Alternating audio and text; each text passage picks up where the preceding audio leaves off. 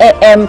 as we take you through the events that have occurred in the world of news over the last 24 hours. But also, you will have to join us for topical discussions later on. So I implore you to stick around with us up until then. My name is Olive Monica Najuma, and I am still together with the fantastic two, Joram Chirabo Nyonyintono and Robert Joram Paul Sonko and Robert Chirabo Nyonyintono. Today, I don't know, I have bathed them with alternate names, but yes, I am with the gentlemen, and later on Ruben Chirabo will be joining us. Ruben Pima will be joining us for the sports updates. Chirabo, what's with your name this morning? You missed me. It has to be something special, because why the Chirabo name? Good morning. Good morning. How are you doing? I am okay. I'm okay. I just don't know why your name is on my mind so much today. Well, I'm blessed to be that. Now, I just love the black you're putting on, and you know, every time you put on black, I think that's why even you repeat my name, because I have that so much bond with the color black. Also, when someone puts it on for the right purpose, I hate when I put on black and associate it with death. So when someone puts it on a working day, she's very smart. I think I'll take you to Cafe Javas. Just remind me, please. Yes, okay, interesting. Yeah, but Sonko should not accompany us. He's not part of the deal. Now, I'm very fine. Yesterday was full of activity, Olive. One, I saw Honorable Matthias Mpuga go to the FDC, Najana Nkumbi, and here he was saying they can work together to push for electoral reforms. Now, I love the fact that every time you're approaching elections in Uganda, we see political parties, pressure groups trying to put something like working together, but unfortunately history has proven it has not seen the light of day. Now, I don't know when Honorable Matthias Mpuga, he said he's written to National Unity Platform as well to see that they can work together. He can go tell them of his plans, how they can push for these reforms, but I hope this time history will be made when we'll see the opposition working together. Also, Kiza Besije from the court martial, now we saw him again in court with Rubega Mukaku on issues of inciting violence. That was in 2002. I'm like, but this man has also suffered from one court to the other, prison and this. But, well, life is what you choose to make it at some time. But also on the other interesting side, it seems much as some politicians, more so FDC President Amriyat Najana Nkumbi faction, came up and said 21 days are not enough for the update of the voters register. Now, what is interesting is that people are not turning up, yet there were few days. Now, I'm asking myself, if you said, or if we believe that days are few, but the turn up is very discouraging, not forgetting some technical problems that the Electoral Commission said they are going to work on, because I know some areas where the computers had issues and all those complications, but people are not turning up. Now, if you've not voted, I think you have no right to speak regarding the politics of this country and the outcomes of this country, of these elections, because you've not voted. Now, what are you talking about? You did not participate in electing leaders. That's very true, Robert, and there are many people who do this, and that's why I normally say that if you know that you're concerned with the matters of this country, then it is your civic duty to participate in the election of our leaders, because you can't say you're concerned and then leave the most important decision to people that probably sometimes are just too excited to cast a vote for whoever gives them maybe some cooking oil or some sugar or a little bit of money. So we need to be involved, especially us, the people who like to call ourselves the elite. It's very important. A short one. Those people mislead people campaigning. They mislead our candidates. Someone has a crowd of people, yet not even 30% of them are registered voters and are going to vote. Now, at the end of the day, because you had these numbers, you assume they read you. That's very true. Yet you have people who are not voters. Yeah. I understand, Chirabo. Jerome Paul, good morning. To you, Olive. How are you? I'm well, ready for the day, I should say. And well, I love the fact that Chirabo is reminding us of how the political landscape is going to be looking like ahead of the 2026 polls. But interestingly, on the other side of things at the border, car dealers or car importers in the country are crying out to the government to make some changes at the border, especially when it comes to installing of the digital number plates. Since the 6th of January, there was a new directive that every new car that comes into the country, or every imported car, is supposed to be fitted with a digital number plate at the border before it is sold on Ugandan soil, or before it is sold on the market. Because now the next effort the government will be working on, all through the Ministry of Works and Transport, will be ensuring that those who are having the ordinary number plates can also switch to the digital number plates. But of course the move was to see that the newly imported vehicles have the digital number plates. Now the process or the procedure of installing is one that the car importers feel is a little bit more bureaucratic and quite tiresome, because it is taking a lot of their time. Many of them have come out and revealed that they've been spending close to 5 days at the border since this exercise started, meaning it is affecting their businesses in Kampala, and then also increasing on the traffic of those who are bringing in cars every other day at the border. So it is kind of something that many of the car dealers want the government to come out very strongly, address, change the systems at play, and then also smoothen their work in regards to car importation, and also the issue to do with the registration, because many have now started counting losses in regards to the fact that they cannot meet the turnover that they set at the get-go. Well, interesting events occurring at our borders. I hope there could be something done to expedite the situation and ensure that people do not incur even more losses, because at the end of the day, did you see, Jerome, you are introduced a new tax on agreements? I will be following up on that later on. Well, let's move on and look at our local news. We'll begin with the Speaker of Parliament in Bukedia, where the Speaker of Parliament, Anita Among, has opened a 3-day health camp in Bukedia district. The doctors and regional leaders stressed utilizing such opportunities for free medical camp to benefit the public. Parliament had, in this running financial year, appropriated 300 billion shillings to cater for remaining constituencies which have not benefited under the program of the National Ambulance Service System, which was initiated in 2023. But the plan did not yield after President returned the appropriation bill asking for reallocation. Only 116 constituencies had benefited from the system.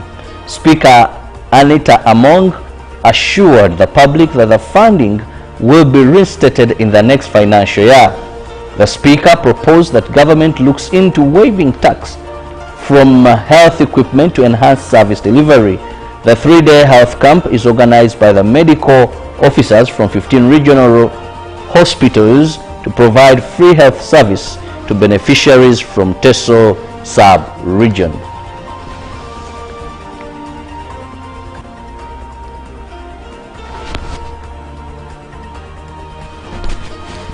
Well, moving on, the Ministry for Defence and Veteran Affairs budget has been reduced from 4.7 trillion for 2024 to 2025 this current financial year to 4.3 trillion. That will be for the 2025-2026 financial year. And the members of Parliament on the Defence Committee wonder how the increasing demands of the forces will be met.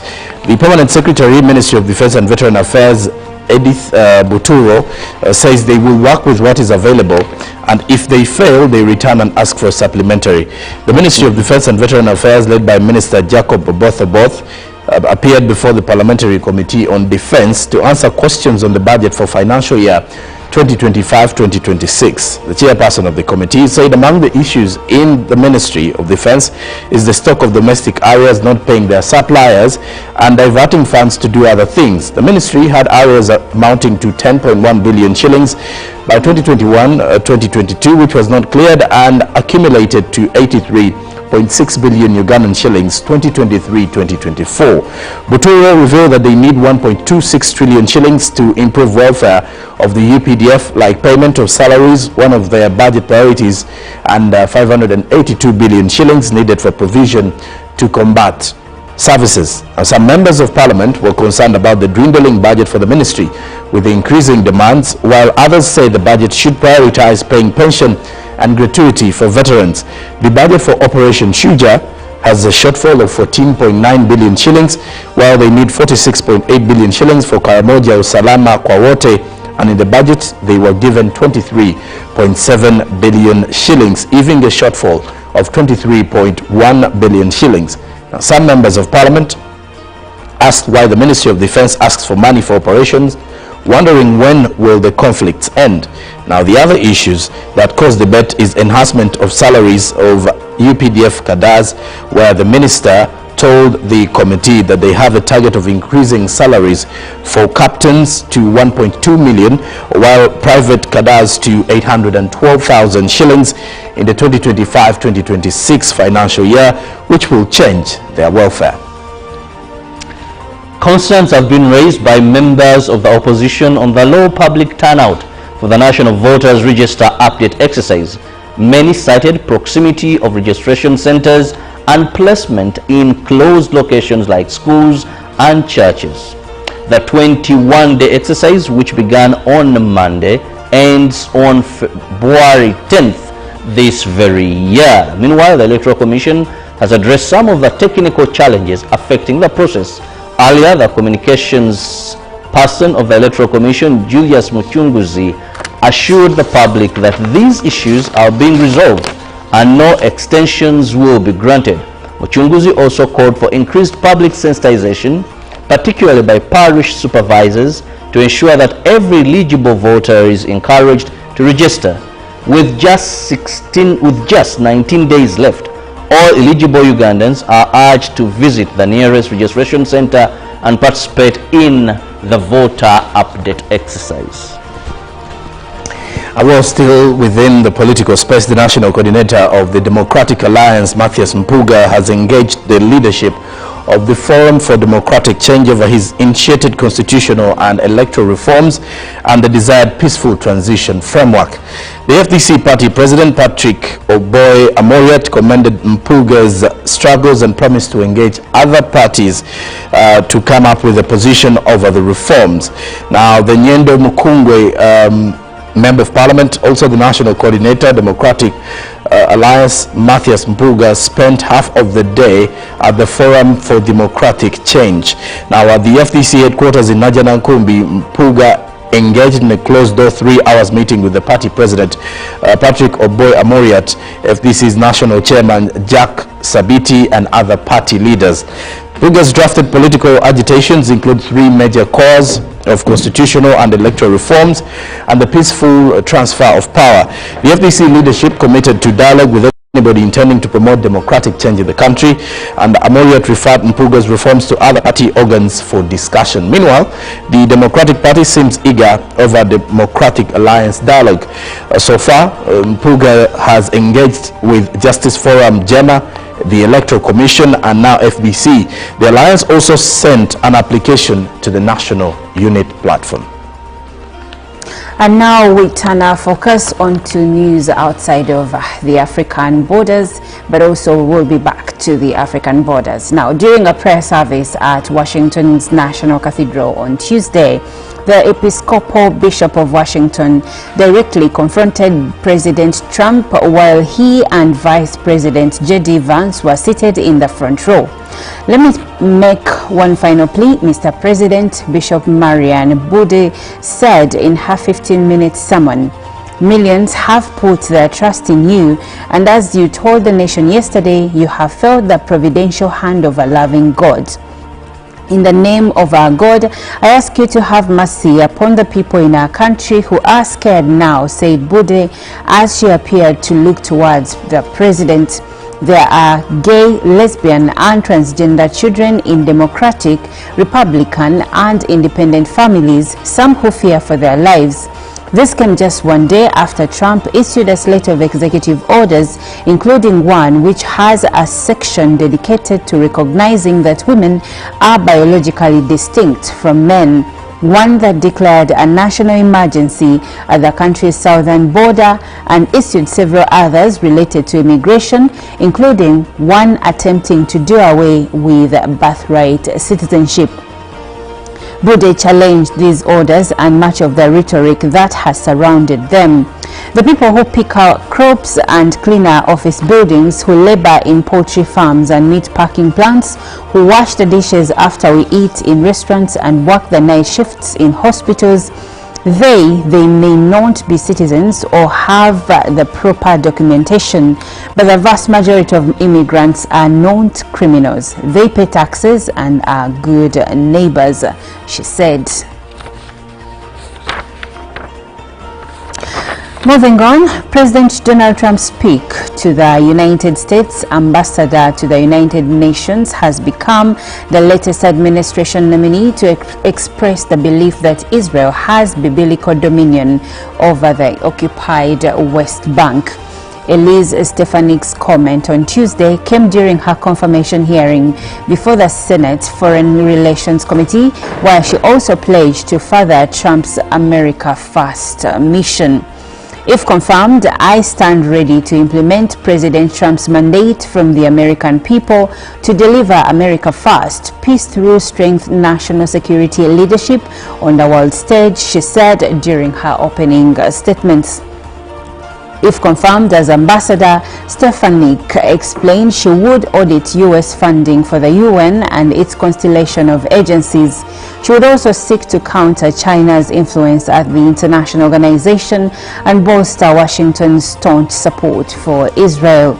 But it was her views on the West Bank that signaled the starkest contrast between the Trump administration and that of his predecessor, President Joe Biden. And lastly, back on the African borders, M23 rebels have seized the town of Minova in eastern DRC, a key supply route for the provincial capital Goma, this according to authorities. The provincial governor of South Kivu, Jean-Jacques Purusi, who on Tuesday confirmed the capture of Minova, adding that the rebels have also captured the mining towns of Lumbishi, Numbi and Shanje in the same province, as well as the town of Bweremana in neighboring North Kivu province. The Democratic Republic of Congo's army acknowledged that the rebels had made breakthroughs in Minova and Bweremana. It did not say if the towns had been captured. M23 on the March 23rd movement is an armed group composed of ethnic Tutsis who broke away from the Congolese army more than 10 years ago. Since its resurgency in 2022, M23 has continued to gain ground in eastern DRC. It is one of about 100 armed groups that have been vying for a foothold in mineral-rich eastern Congo in a decades-long conflict that has created one of the world's largest humanitarian crises. Since 1998, approximately 6 million people have been killed, while roughly 7 million have been displaced internally. More than 237,000 people have been displaced by the fighting in eastern Congo since the beginning of this year, the United Nations Refugee Agency said in a report on Monday. So now let's have a look at the press. Well, starting off with the new vision, they highlight something to do with the expenditure releases by the Ministry of Finance. And the front page, you can see another 374 billion Ugandan shillings given to hospitals. There is a full list of government release. Schools get 345 billion shillings for first term. And at the front page as well, the key highlights there: primary and secondary schools to get 112.28 billion shillings, local government health facilities 36.6 billion shillings, public universities will be working out with 106.7 billion shillings, referral hospitals 42.75 billion, cancer and heart institutes 57.78 billion shillings, the seed schools project 124.45 billion shillings, pension and gratuity 283.28 billion Ugandan shillings. Now you can find 2 pages of that, of the releases in today's New Vision. Now, the bank robbery survivor narrates how he joined the gang. Find the report in the New Vision. After 52 years, Gayaza Ogis reunite with former teacher in Rwanda. Now, the tears of joy marked an emotional reunion between 14 old girls of Gayaza High School and their former teacher Emmanuel Mudindi recently. He last taught them in 1972. The report is in the New Vision. Now, UNEB is set to release PLE results tomorrow on Thursday. Now, HIV/AIDS study recommends aerobics exercises, and there's a free kids magazine pull out inside today, the Total magazine. Now, more parish chiefs arrested over PDM funds. That report is in the New Vision. Now, Uganda and Algeria boast military ties. At the front page, the Chief of Defense Forces of the Uganda People's Defense Force, the UPDF, General Muhoozi Kainerugaba, presents a CDF plaque to his Algerian counterpart, General Seyid Chanangriha, after their meeting at the Algerian military headquarters in Algiers yesterday. Now, the meeting focused on areas of mutual interest and cooperation between the UPDF and the Algerian military. And away from that, the Daily Monitor, the front page highlights with a bigger header, Trump cards, implications. A few of President Donald Trump's executive orders have a direct implication on Uganda, especially in the health sector, funding, homosexuality, and then climate change. Now, the executive orders that have been highlighted here is the World Health Organization. The withdrawal of the United States from the World Health Organization will have an impact on health funding for many countries. Now, on the issue to do with immigrants, while Uganda launched Trump on tough immigration policy, analysts think this will cut down on the revenue sent back home by those entering the U.S. every year for work. Now, on matters oil, the Energy Ministry welcomed Trump's push to drill oil, which they said demonstrates that oil and gas can be extracted sustainably, but environmentalists said it would be disastrous.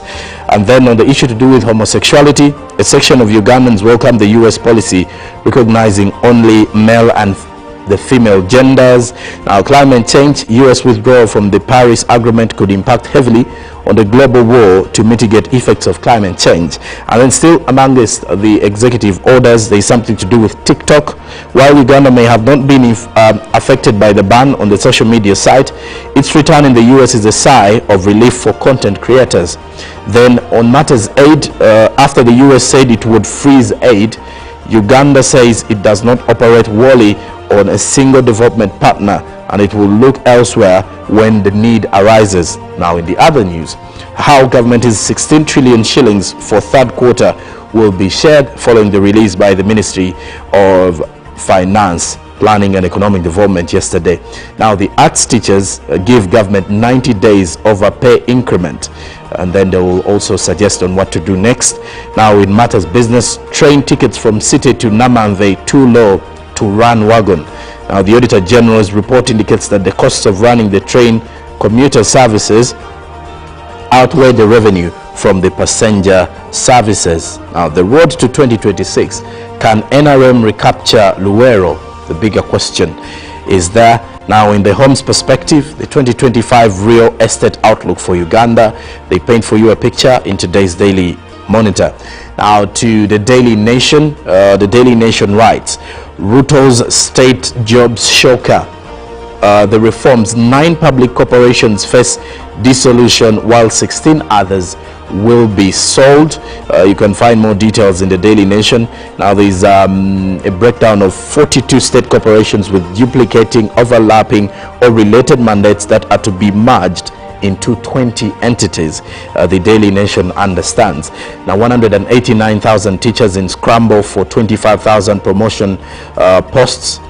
These include tutors from across the country who already sent in their applications for the 9,179 positions in post-primary schools and 16,109 slots in primary schools advertised by their employer recently. Then give us teeth to bite. The NCIC seeks control over peace rallies. That report is also with the Daily Nation. Then femicide, woman and 2 girls have been murdered. A report of that is also in the Daily Nation. Then the new order, Trump pardons Capitol attackers after taking office. And lastly, from our press review, uncertain future for Tanzanian graduates as Sudan war rages. And you can read about what the Chama cha Mapinduzi's constitutional changes signalize ahead of the general election. Now in Malta's national lottery, over 120 billion Tanzanian shillings up for grabs in 2025 as US withdrawal from the World Health Organization, a blow for developing nations as the citizen rights. Now Chadema exhibits political maturity. How is that so? Find the details in The Citizen today. And that does it for our press review this Wednesday. And today is Women Crush Wednesday. Who is that woman that you're crushing on? Personally, I crush on women that have gone against all odds to make it in the world of business, in the world of career, let's say in the corporate world, and broken through the glass ceiling. I crush on you. It doesn't matter if your story began from a humble background, but you're somewhere today. And your story encourages many young girls to look up and try to do something of themselves and be better. So I crush on you today, and here is a song from Michelle Charisima, Do It Again. Live from UPC Studios in Kampala, this is Good Morning Uganda.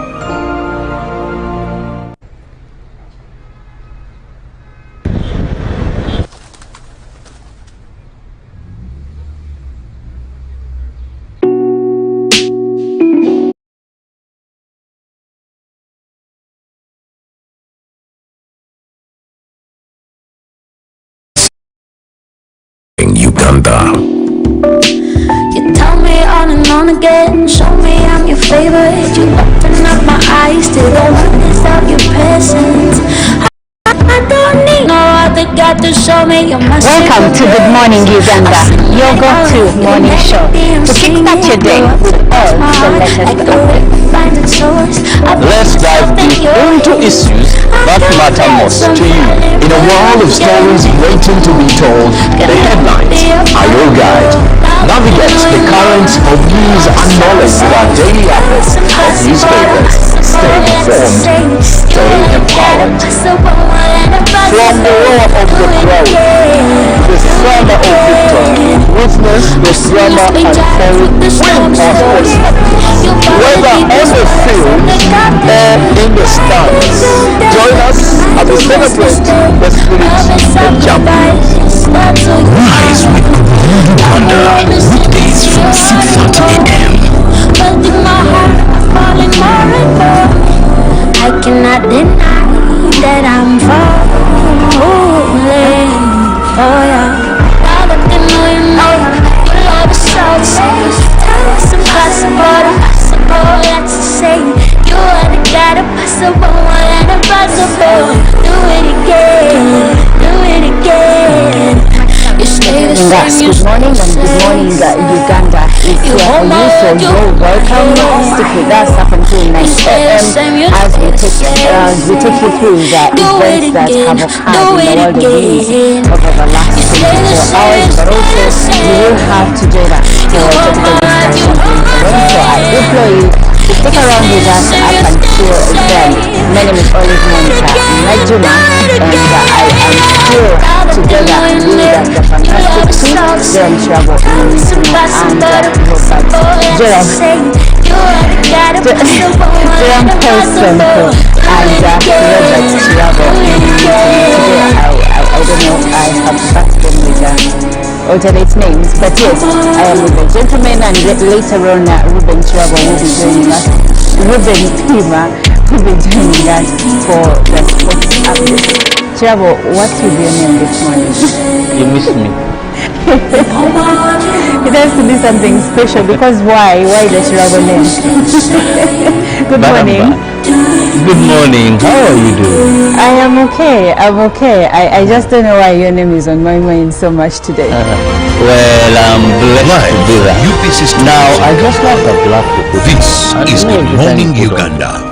I think that's why even you repeat my name, because I have In that a so nation much bond hungry for with truth, the color black. a Also, when world someone where puts it every on story for the right matters, purpose. I hate when I there put on exists a black beacon of and trust and associate it with death. reliability. So when someone For puts decades, it on a they've working been our day, she's voice and very our smart. window to the world, I holding think the I'll take mirror it to of our Passenger history. just remind me. With 4 TV stations and 11 Yeah, but radio Sonko should not channels spanning accompany us. 27 He's languages, not part they of the stand deal. as guardians Now, of information, I'm very fine. defenders Yesterday was of full of truth. activity, Olive. With One, Mascari I saw Heritage Honorable Advantage, Matthias they Impuga uphold go to the every FBC, citizen is right to Najana reliable Nkumbi, and and free here he was saying information. they can work together to push for Their electoral archive reform. stories Now, shape I our love past the fact and that every illuminate time you're our approaching present. elections in Yet Uganda, now, we as see new political challenges parties, arise pressure and the groups world trying to evolves, put their something mission like working faces together. its But greatest unfortunately, test history yet. has proven it has not seen Be the light of part day. of our journey. Now, I don't and know when let's Honorable Matthias navigate the Impuga, unknown, he said he's the written to untold, National Unity Platform and as well safeguard to our see that they future can work together. He Tune can into go your tell public them of his broadcaster, plans, for how it they can is the push for these intersection reforms. of trust But I hope and this time truth. history will be made when we see Because that to opposition UBC,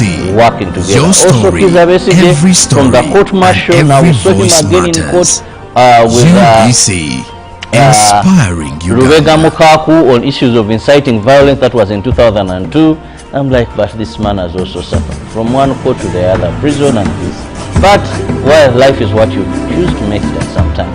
But also on the other interesting side, Welcome to Good Morning Uganda, your much as go-to some morning show. politicians, To kickstart also your day FDC with all the President latest Amriyat updates. Najana Nkumbi faction came Let's up and said dive deep 21 days into are not issues enough that matter for the most update to of you. the voters In a world of register. stories waiting Now, to be what told, is interesting the headlines are your that guide. people are not Navigate standing the up, currents of news yet and knowledge with our daily there were updates few days. of newspapers. Now I'm asking Stay myself, informed, if you stay say so, if you empowered. believe that days are few, From the roar of the is very crowd discouraged. to the thunder Not of forgetting victory, some technical witness the problems drama that the electoral with commission our said they are sports going to work on, updates. because there are Whether some on the areas field where the computer or had in the issues stands, and all join those us complications. as we But celebrate people are the not spirit standing up. of champions. Now, if you've not Rise voted, with Good Morning Uganda. I think you have no Weekdays right from to 6:30 speak a.m. regarding the politics of this country and the outcomes of this country, of Well, the election, because you've not voted. Now, what yeah. are you talking about? You did not participate in electing me. That's very true, Robert. And there are many people who do this, and Morning that's why I Uganda. normally say that if you know that you're concerned with the matters of this country, then it is your safety.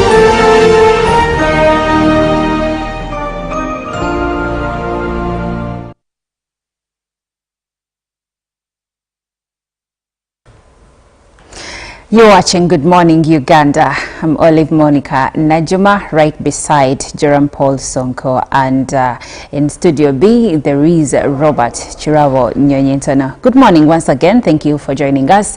If you are just joining us for the first time, we welcome you. Thank you so much. This is Good Morning Uganda, and right now we are getting into our newsreel where we usually share our perspectives regarding certain issues in our society. Now, going all the way to Hoima, women in Hoima district face arrest over unpaid loans from the Uganda Women Entrepreneurship Program, UWEP.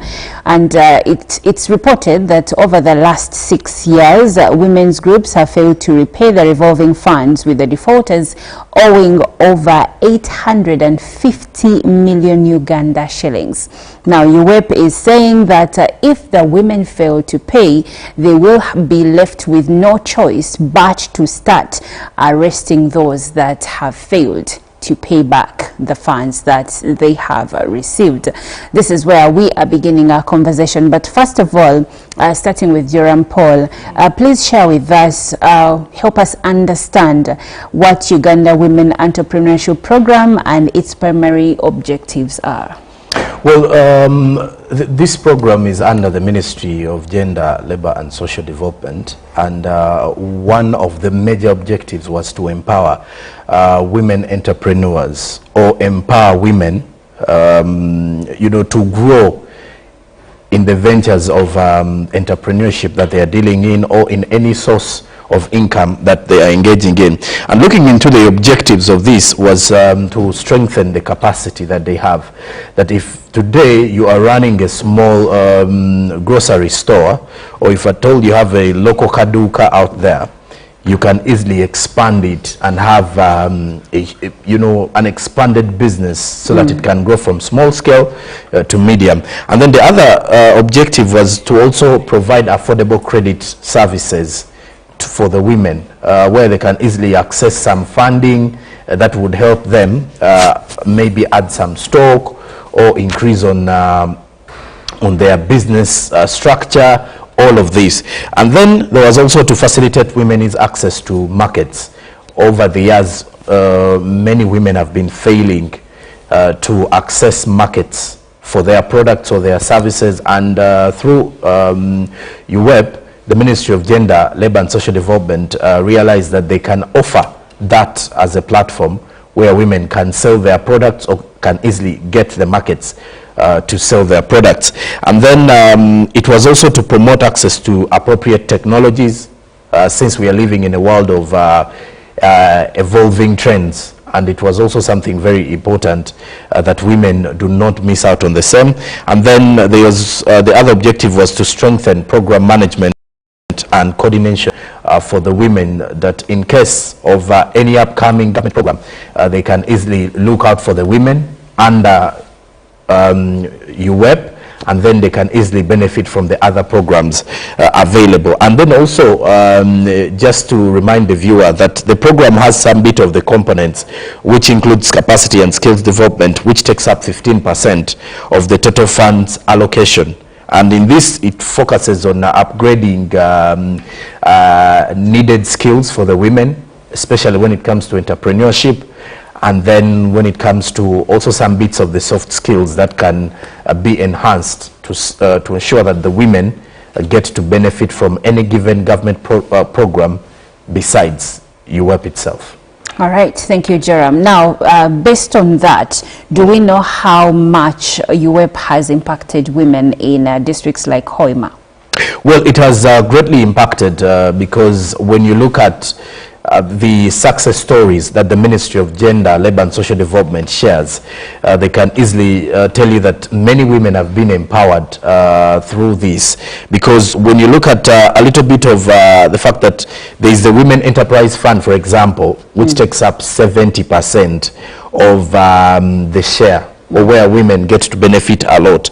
Now with this, the total 70% of the total allocations, women groups are provided with interest-free credit for enterprise development, and the women are required to come in groups of about 10 to 15, where they can come in, get interest-free credit, where you're only going to return the exact amount of money minus interest. Now here, many of the beneficiaries, apart from those that have struggled obviously to clear, but many of the beneficiaries that have gone into these have benefited a bit from it, because unlike those that go in with intentions of financing the money, but for those that want to grow their businesses, many have benefited, the majority, I should say. You think some go into finance, or maybe things just don't work out and they fail to pay back the money? According to the study of the failure of some government programs, is that many of those that get credit do not use it for the intended purpose. That someone may come in as may come for a business loan and use it for a personal kind of thing, maybe to build a house or to finish a given project at home, and it may not be income generating, because the reason as to why this credit is there is to enable someone to grow, not only from you know, small scale, to maybe have the chance or a shot at being a medium enterprise. And some of them may not use it to add to their business or to their services, but instead maybe build something for themselves or buy some new clothing. So at times, that is why it is very hard for them to even pay, because it has not produced. However much, there is also a section of those whose businesses end up failing. Okay. Well, there are reports indicating that some people get loans and use them to, you know, carry out events like getting married, like furnishing their houses, buying clothes and jewelry, which is rather sad. So it begs for the question, is there enough sensitization done before people are given these loans? That's a question I'll ask Jerome Paul later on. But for now, I would like to go to Chirabo Robert in Studio B to join the conversation. Now, Chirabo, can we talk about the loan disbursement and utilization? The first question here is, how were the loans distributed to women's groups in Hoima, and also what criteria was used to select the beneficiaries? Well, thank you so much for that, but I just want to take just a minute or two to give the history of this enterprise fund. A minute. Now, government of Uganda noticed that for women, it's very hard for them to acquire loans. Reason being, they having what to present as security is very hard, because we know that in Uganda, women don't own property, by and large. You'll find the land belongs to the man. Most of the assets belong to the man. So it's very hard for this woman to ask the man that produce your land title, I take it to the bank, they give me money. So government thought around and they understood that, well, we can have this money put aside and these women can borrow this money, and when they borrow, they will not suffer with paying interest. So that is how the enterprise fund came into play. And they said they will not need even collateral, because there is nothing you need to present. Your group is your surety. So this money is given to women in groups. Now, when you come as a group, you've registered, you've gone through what is needed, and you've met the standards. So you qualify, because these groups are also selected. It's not automatic that when you are part of the group, then you apply, you get the money. So there's some vetting and they arrive at that particular group. So it's given money. Now, when they get this money, we may come from 10 of us and say, Olive, what do you want to do? If Joram was a woman, to take an example, Nasonko, or something like that. So when you come together, they give you this money. But much as Olive, you're taking it for your own business, the deal is, my role is to ensure that you pay back. So each one is policing the other. Because by the time we came to a group and agreed to get this money, we are sure that our enterprises that we've selected are going to give us that money. Because one of the things government had noticed, that women businesses don't grow. I don't know a person watching us and Oliver and Sonko, you'll find that if you met this woman selling kabaragara, when you were young, by the roadside, 10 years back, she's still doing the same. Not so? Most likely. If Mama Naka was selling charcoal and she was having 5 bags, the business may not collapse, but is not growing. So government noticed that these people lack that money. They just need, that's why it's women entrepreneurs. Someone who is already doing something, not startup capital, but someone who is already doing something, that this person just needs some more money to add in and expand. That Mama Naka, you wake up one day and she now has a big restaurant. Bere Dene's bar, if it was at her home, the next time you wake up she's renting, she has expanded. The charcoal lady who used only to have few buckets there, one sack, you wake up, she's in a better place, she has more sacks, she's offloading lorries. So that was government's initiative. And the money would be dispersed to these group accounts, then the individuals would have this money, and each one was required to police the other and ensure that this person is able to pay back this money. Wow, interesting. Now, Jerome, looking at the background of where the government came from to decide to give women loans, we have seen the criteria that was used to give them these loans as well. But now let's look at the challenges in loan repayment. And I will throw the other question back to you. Were the women sensitized enough on the purpose of the loans? I know by the time you go to seek a loan, you probably know what you want to do with it. But did they have a proper understanding of you do not use this money for something else, and also the time given to them to repay, was it sufficient? Well, let's look at the genesis of this conversation. To put the viewer in context, a new reports are revealing that women in Hoima are facing a tough situation, and they're being threatened with arrest over the unpaid loans. Now, when someone hears that statement, one may think it's 1 year.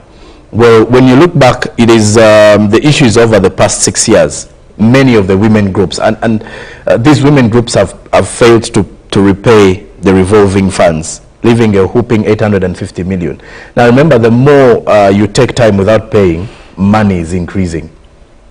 I thought these are interest-free. No, even if it is interest-free, but again, every time you have 10 to 20 groups, that is why we are having 850 million, meaning every year they have been giving money to a group, and every other year no group has been paying in the past 6 years.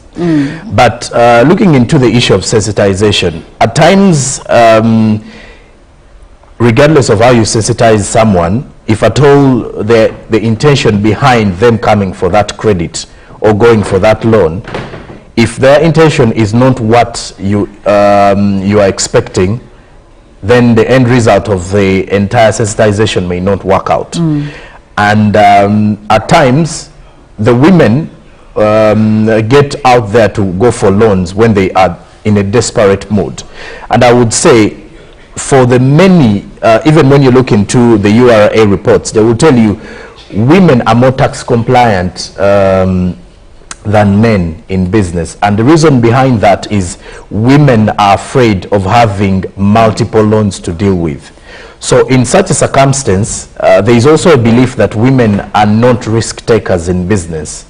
And it is the reason as to why you would find a business owned by a woman staying for close to 10 years. In the same place. In the same, no, it may not be stagnant as such. It is not making losses, neither is it making heavy profits. That's but it's there. And no, I don't love to call it stagnation, because it may put someone, an entrepreneur, in a position of thinking they have no sense of direction. No, I get that, but if your business is not changing in 10 years, you start. No, it changes how? That you're not making losses, because at the start every business makes losses, let's face it. But in most cases, most of the female businesses never make losses. They only stay they stay afloat, I should say. They're in a position of balance. They're not making losses, they're making some profits, but they fear expanding, bringing into the element of risk-taking. Now, if you're having a loan to service and you're a woman, in most cases, this is where the problem now arises. You're running a business, you're supposed to, let's say you went for a 3 million loan, you're supposed to pay back that 3 million. Now, if at all in your profit basket, you are still gaining 2 million shillings, the chances are you're not going to be able to pay the 3 million. Because you're using the profits to cater to other needs exactly. of your home. And meaning you've failed to capitalize on the money you got from the loan, because every time you get the money, you're supposed to expand, and that expansion is supposed to come with some huge profits. So in regards to that, this is where you're finding women having the same business and government coming out to evaluate to see why is it that this person still has the business but they cannot pay back the loan. Okay. Now, according to reports, this money was disbursed between 2019 to today, which is about 6 years. And it also further shows that 23 women groups in the Buhanika sub-county defaulted on a 200 million shillings loan.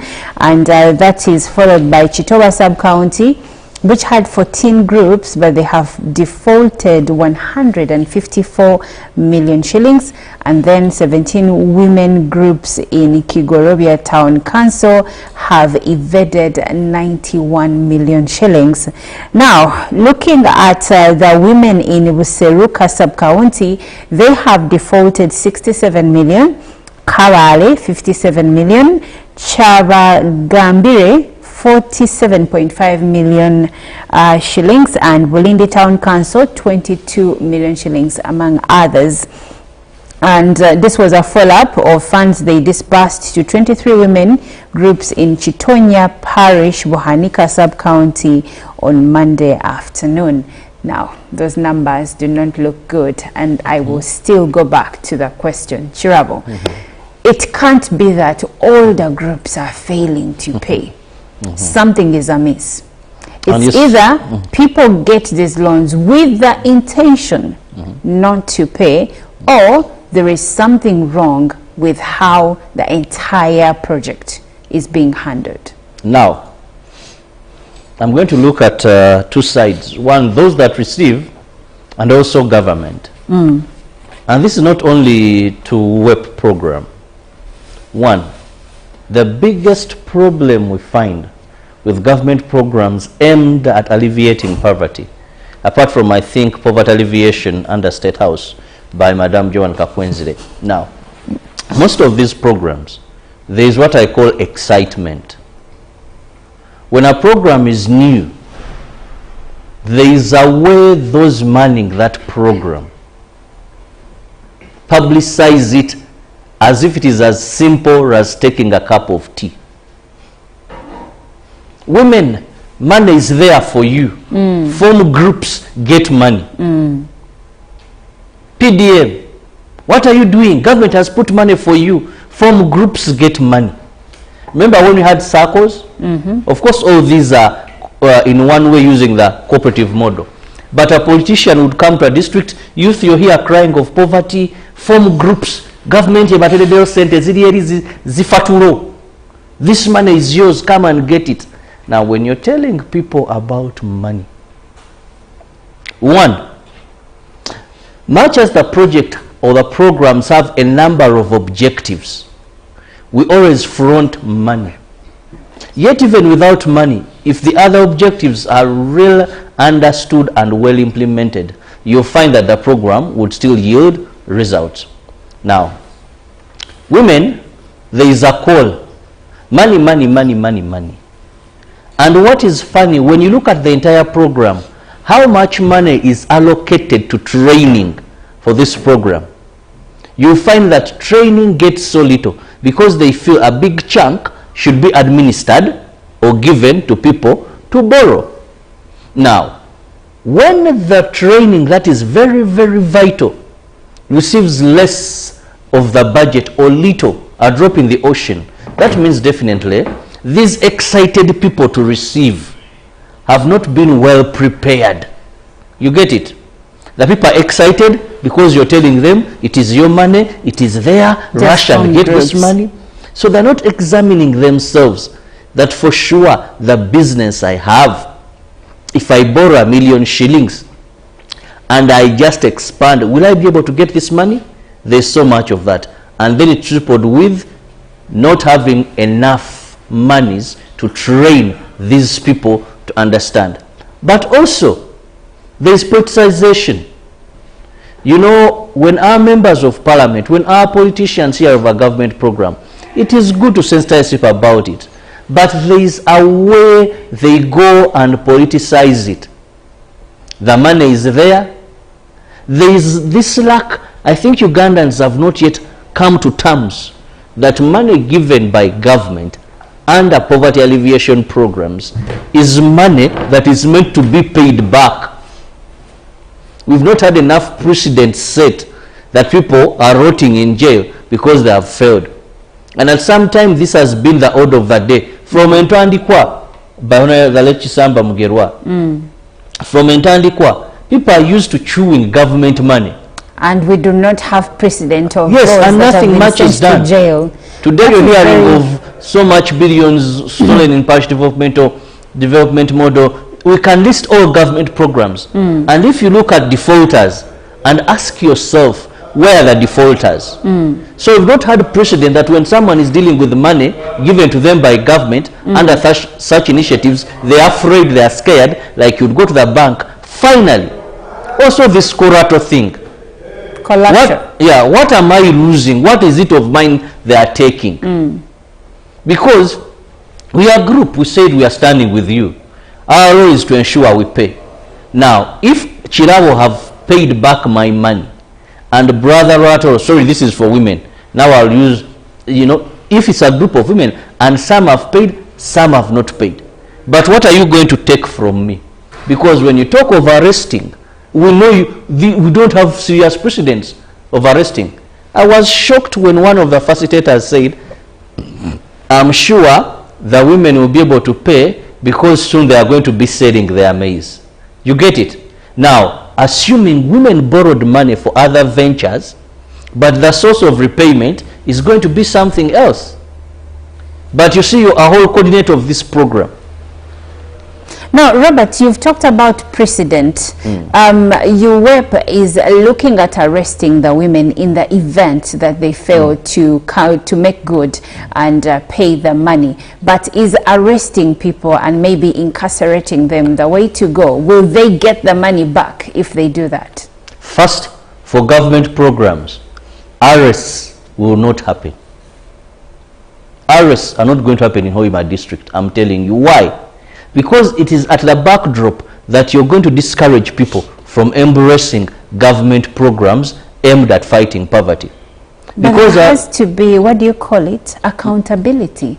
There has to be but you see, this has been the story all through. I've seen government officials come out and say, we are going to arrest these people, but the truth is at the back of their mind.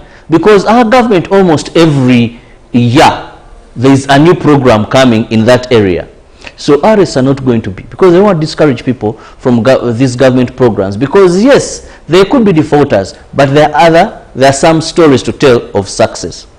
But if arrests are done, I know they will not produce this money. You're preempting. You're preempting the arrest and the effectiveness. You see, with my time in journalism, I've been able to scrutinize and understand certain things, and I have evidence how they have been done over and over, and even hosted some people and pinned them to the latter, and someone will say, but anyway, these are, when they steal money, it's their taxpayers' money. To a certain point, we get to that confusion as a country, and we don't set precedent, and I don't think precedent is going to be set in Hoima. Thank you so much, Robert. Now, Jerome, what are some of the reasons that the women's groups are citing for failure to pay back these loans? Well, for the women groups, remember when you're 10 to 15, not all of you are having the same intentions. At times during the access to these funds, many people, because the government has said, a given program is make a group so that we give you money, so that you can easily access. Because with groups you can easily access, and it's not going to take you long. So there are those, it's more like you're in a group, in a class group in university, and you're supposed to present coursework. Not all of you have the same intentions. There are those that just want to be part of the entire exercise, get the marks and leave. Then there are those that are willing to contribute from the get-go till the end. Now you're having a group of 10 to 15 people. Now out of the 10, maybe 4 are really serious with growing their businesses. The other 6 are not. Now it kind of puts them in a mix, that we're having people who are all going to benefit from the money, but when it comes to paying back, it is going to be difficult, because maybe the others have not been able to grow within the next, within, let's say, the given period of the payment, or they've not been able to add value to themselves given the loan they took or the credit. But again, there is a bit of lack of business skills that many of the women are facing. And it's very common in many of these regions that you've given someone, let's say, a loan of 3 million shillings or 5 million shillings to add to their businesses. But do they have the skills that will enable them use that money so that the profits start coming in, maybe in the long run, because the profits might not come in the short run. But can that woman make, let's say, 1 million shillings become 2 million shillings? And this is one of the key challenges these women are facing today. As much as we're looking into why they are failing to even pay back, but when they get this money, they fail to make right decisions here and there. And then there is, I even forgot to talk about this earlier on. There is that bit of the cultural norms in context with family related issues. There are some women who are the breadwinners even when they have husbands at home. That, you know, because now these are things that are happening on ground. Now when the husband gets to know that a woman has got a loan somewhere, he tends to use the money to benefit himself or for the good of the family. Now meaning, as a woman, you're going to struggle to pay back a loan that did not even help support the family. And these are cases that have happened so much. A husband can tell the wife, please go and get this loan, we can use it to pay school fees. Now that has changed the entire role of... from the start, it is a business the rationale loan for getting the loan is not to add to the business. Yes, not to add to the business. And the woman, because she knows now that is an interest-free loan, why not? Let me go and get the loan. Because in her mind, she feels maybe the husband has promised he will pay back, or she feels that maybe the business will be able to pay back that loan.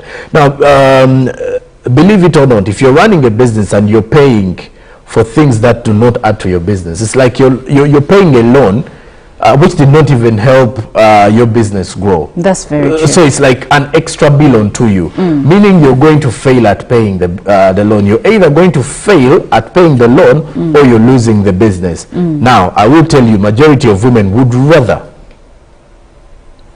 fail to pay back in certain circumstances than lose their business, because they know with this business they can still work around efforts, because many families in Uganda are striving on the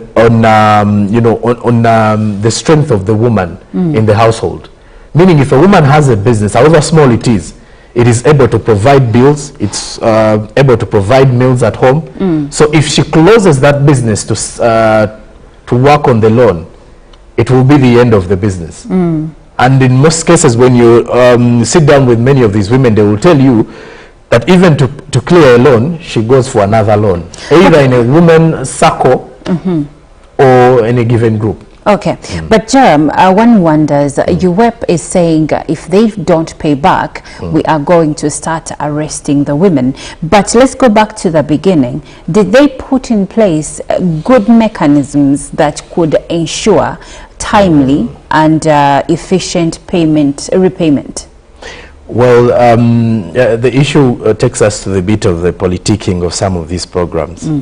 Now, once the element of arrest comes in, it is, I kind of see it as an intimidation tactic. Well, true, someone can fail to pay back.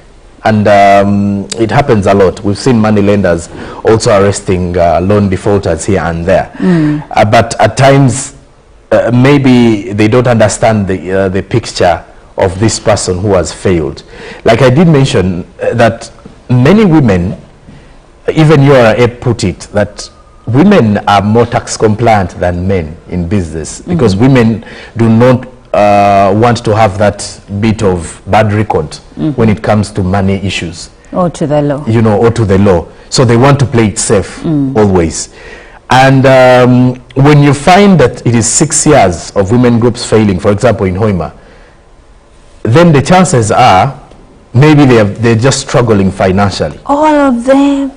Look at all this, over 17 sub-counties, Okay, over 17 sub-counties, but your 10 groups, Olive, even if 4 of you are able to pay, you will have it in your mind that why am I supposed to pay for a portion that the other 6 people that took over? I understand, but Joram, let's look at the blanket of it all. All women's groups in Hoima district, because here our main focus is on Hoima, are not paying. Something has to be severely wrong, maybe by the organization giving out the loans or the women's groups. There is also an argument that maybe, there is a big gap. Maybe, you know, 2019 came in a time of, we were also closer to the COVID-19 pandemic. 2019, but we don't know which month, Joram, because COVID-19, our first lockdown here was in March. And I also want to paint a picture to the people that 2019, there are also those that got in 2020. Now, you know, this is an accumulation point. And why I'm bringing the element of politicking is that at times, some people in many of these districts think that this money is coming in as a way of giving back to them. Oh yes, there is that misunderstanding. So, exactly. It's more like if government decided to come up with a program this year.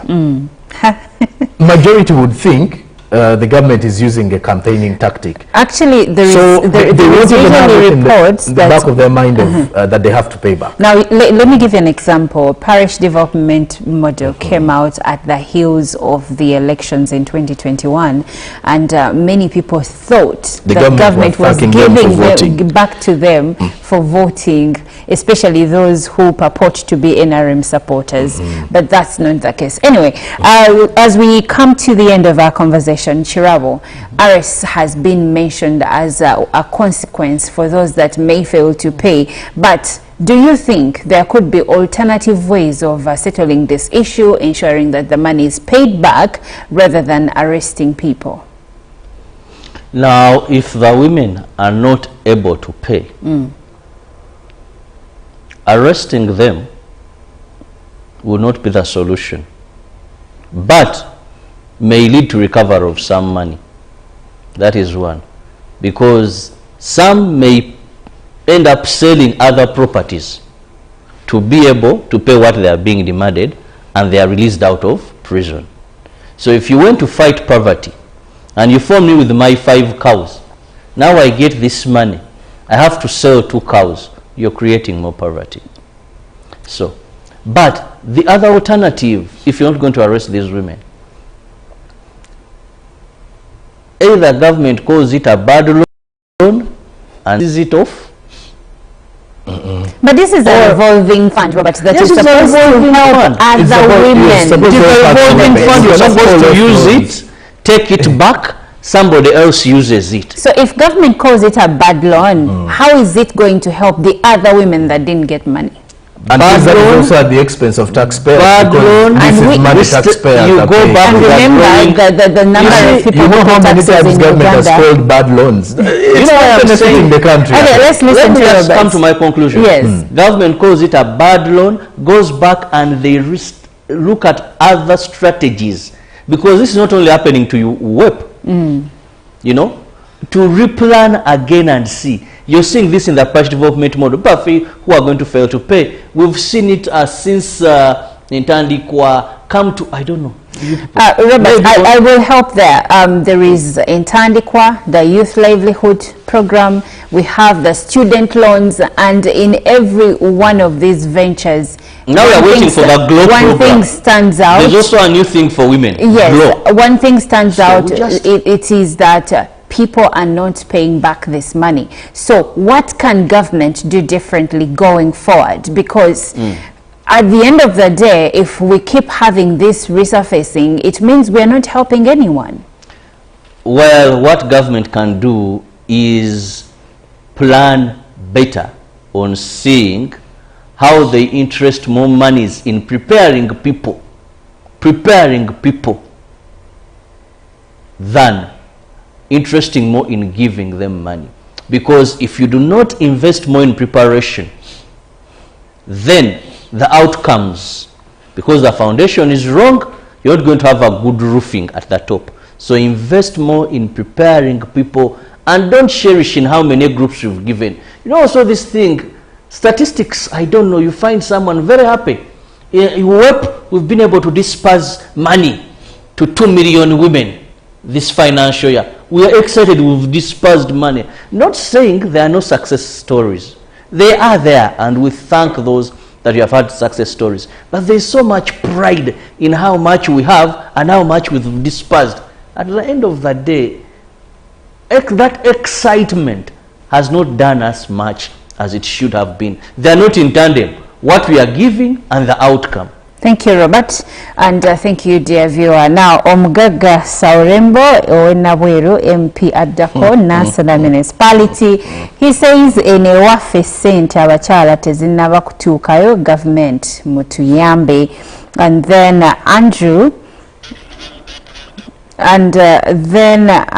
Andrew says empowering women through entrepreneurship is a vital strategy for promoting economic growth, reducing poverty and improving livelihoods. The Uganda Women Entrepreneurship Program, UWEP, is a government initiative aimed at doing that. But he says that he's Andrew from Guru, and he's a founder of Northern Uganda Women's Empowerment and Landscaping Program. He says Andrew, I don't know, it's like you just gave us a 10-point program of what UWEP does. Thank you. We went through that already. And Chigwe Livingston of Ndeje Division Raiser says, thank you, Olive, Paul and Robert. The problem with government money is that almost all the money will be taken by those rich people and not even women as per se. The rich people are the ones to grab this money and not the vulnerable and less privileged women. Thank you, colleagues. Well, thank you, Livingston. And thank you for sticking with us here on Good Morning Uganda. It's been the News Bill. We're still continuing updates. Coming up next is the Good Morning Uganda business updates and later on agenda. Stick around.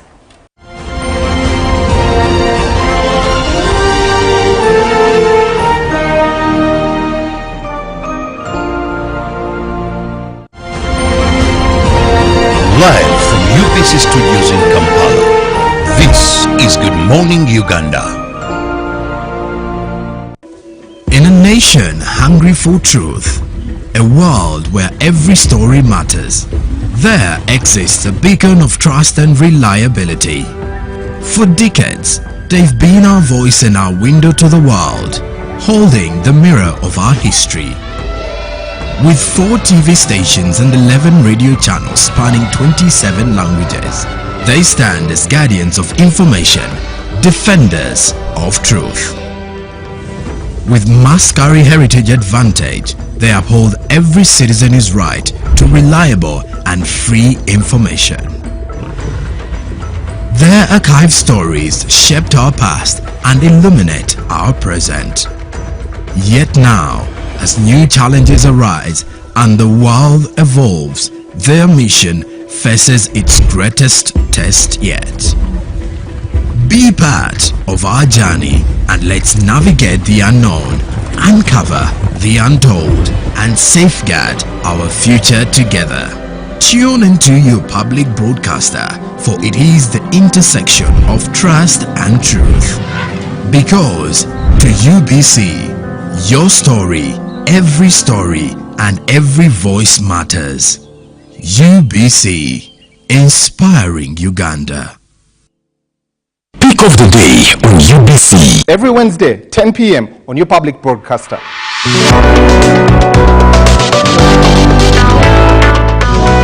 Was brought to you by I'll call you every day, yeah yo, Beidundolo. You can now get all the Chibuzi out with MTN voice bundles. Call all networks Kubei Dondoro.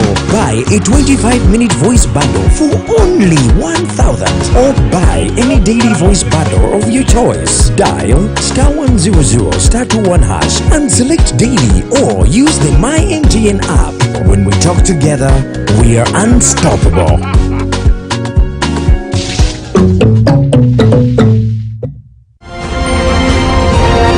Live from UPC Studios in Kampala, this is Good Morning Uganda.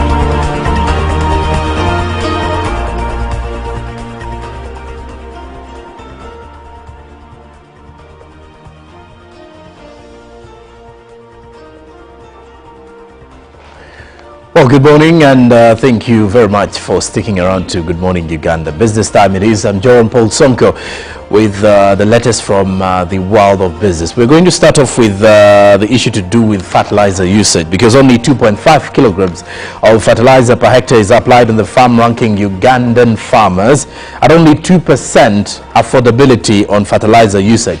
Now, Grain Pulse Uganda agronomist Dr. Hilary Rugemas Semana says climate change and low fertilizer use makes it hard to improve food security. Now, however, with a few Ugandans who have attempted to use fertilizer, their families are happy with good nutrition and improved livelihoods.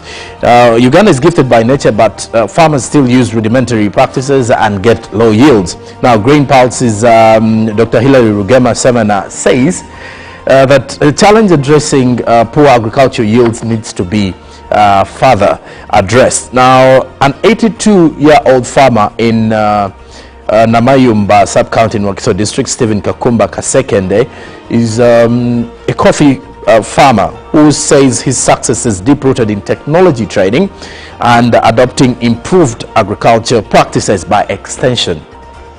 Now, Baguma Kenneth, who is also an agronomist in Wakiso district, says many farmers who adopted the use of fertilizer are enjoying benefits of farming. Now, Uganda's agricultural sector contributes over 25% to the gross domestic product, but is threatened by poor production and productivity.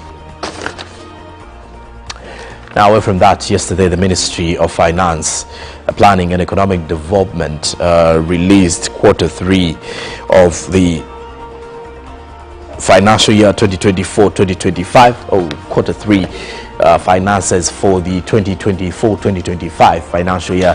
Now, the amount of money which was released is 15.64 trillion Ugandan shillings. Now, this quarterly release represents 21.68% of the approved budget.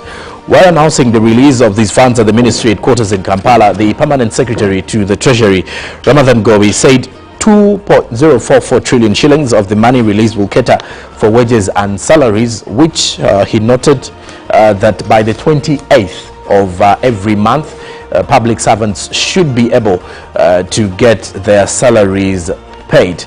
And this quarterly release is in line with government's effort to promote technical efficiency by ensuring that all ministries, departments, agencies and local governments deliver services to Ugandans at the lowest cost. Now, Ramadhan Gobi says that government will reduce on its expenditures to avoid the over-reliance on borrowing.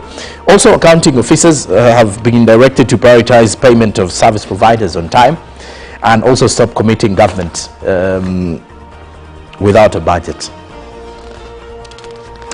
And now, away from that, we head to the West, because President Donald Trump said he was still considering putting a 10% tariff on imports from China on February 1st. Repeating a threat he made on the campaign trail, his comments come one day after he ordered an investigation into Chinese trade practices, but held off on announcing any new tariffs.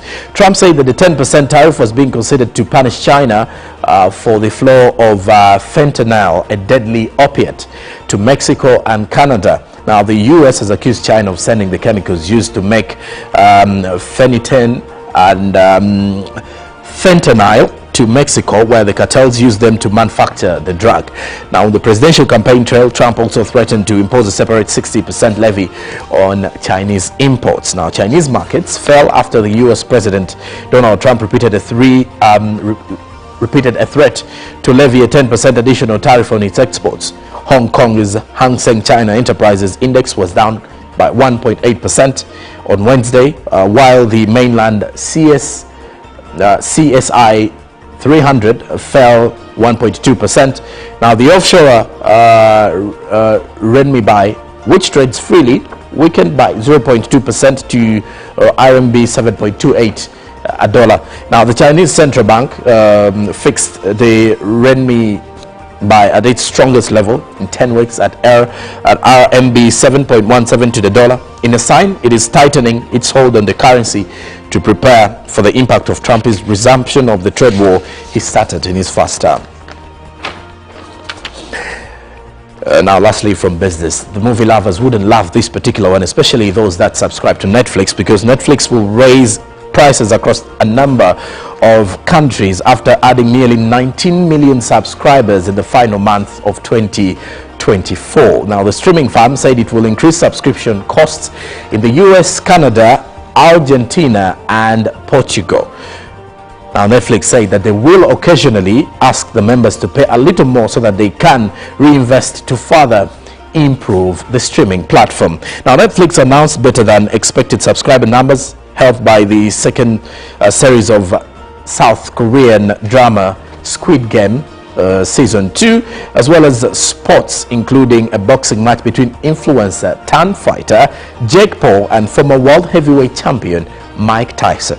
Now, in the US, prices will increase across almost all plans, including the standard subscription with no adverts, which will now cost $17.99, that is approximately 14.60 British pounds a month, up from 15.49 US dollars. Now, its membership with adverts will also rise by $1 to about 7.99 US dollars. Now, the last time Netflix raised prices in the US was October 2023, when it also lifted costs for some plans in the UK. Now, as TIFF prices were set to increase in the UK, a spokesperson to Netflix said there was nothing to share right now. Now, meanwhile, the company said it finished last year with more than 300 million subscribers in total. It had also been expected to add 9.6 million new subscribers between October and December, but far surpassed that number. Now, it is the last time that Netflix will report quarterly subscriber growth. From now on, it said it will also continue to announce paid membership as they cross key milestones, as well as Squid Game and Jake Paul versus Mike Tyson. Netflix also streamed 2 NFL games on Christmas Day. It will also broadcast more live events, including WWE wrestling, and has bought the rights for the FIFA Women's World Cup in 2027 and 2031. Now, meaning you could easily see many of the streaming platforms now turning away from not only entertainment but also adding a spice into sports, adding onto the competition that Amazon Prime has been having, including that with the likes of the NBC Golazo Sports. Now, that does it for business, but we close it up with what is trending on the Forex, saying how the shilling has been faring on the exchange. The Ugandan shilling opened on the 21st of, the US dollar opened on the 21st of January, selling at 3,668.32, while selling with 3,678.32. Buying by midday was 3,668.32, while selling with 3,678.32. Now, closing time, so the US dollar buy at 3,668.77, while selling with 3,678.77. The Great Britain pound was buying at 4,501.58, while selling was 4,513.85. The euro was buying at 3,805.98, while selling at 3,816.35 shillings. The Kenyan shilling was buying at 28.33 shillings and selling against the shilling at 28.40. The Tanzanian shilling buying at 1.45 while selling at 1.46. Closing time saw the South African rand buy at 196.61 while selling was at 197.14 Ugandan shillings. As I leave the set, I am also reminding you that yesterday was the China and Uganda Tourism Expo at the Kampala Sheraton Gardens. And of course, it attracted a number of investors, especially within the tourism space in Uganda. But then also, it attracted quite a number of players from China who showcased or exhibited a number of cultures from the China or the Asian perspective. Well, that does it for business. I'll be back tomorrow with the latest from business. For now, coming up shortly is Good Morning Uganda agenda. Stick around. Good morning.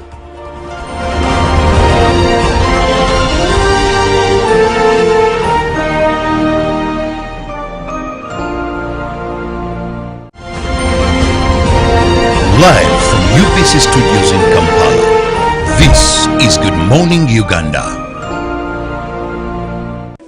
In a nation hungry for truth, a world where every story matters, there exists a beacon of trust and reliability.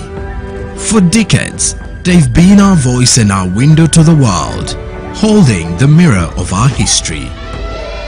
With 4 TV stations and 11 radio channels spanning 27 languages, they stand as guardians of information, defenders of truth. With Mascari Heritage Advantage, they uphold every citizen's right to reliable and free information. Their archive stories shaped our past and illuminate our present. Yet now, as new challenges arise and the world evolves, their mission faces its greatest test yet. Be part of our journey and let's navigate the unknown, uncover the untold, and safeguard our future together. Tune into your public broadcaster, for it is the intersection of trust and truth. Because to UBC, your story, every story, and every voice matters. UBC, inspiring Uganda.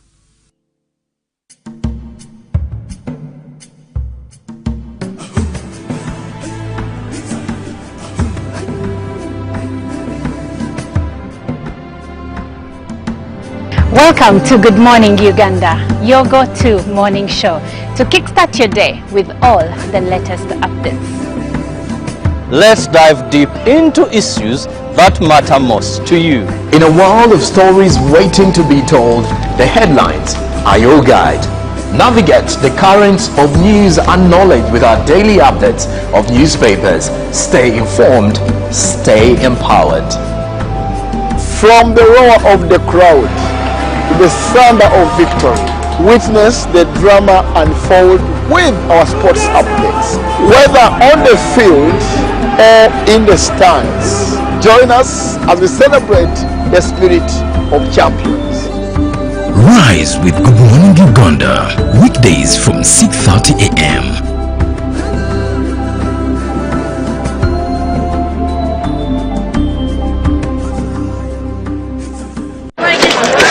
Junko. Yo.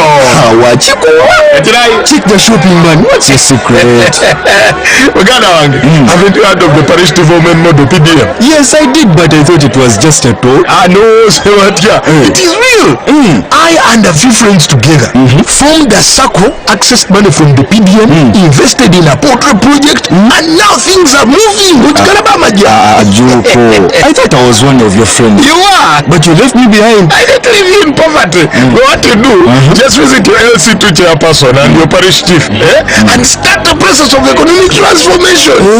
Just like that. The Parish Development Model is an initiative from the government of Uganda through the Ministry of Local Government designed to transform all lives of Ugandans for the better. PDM, my parish, my development, my life.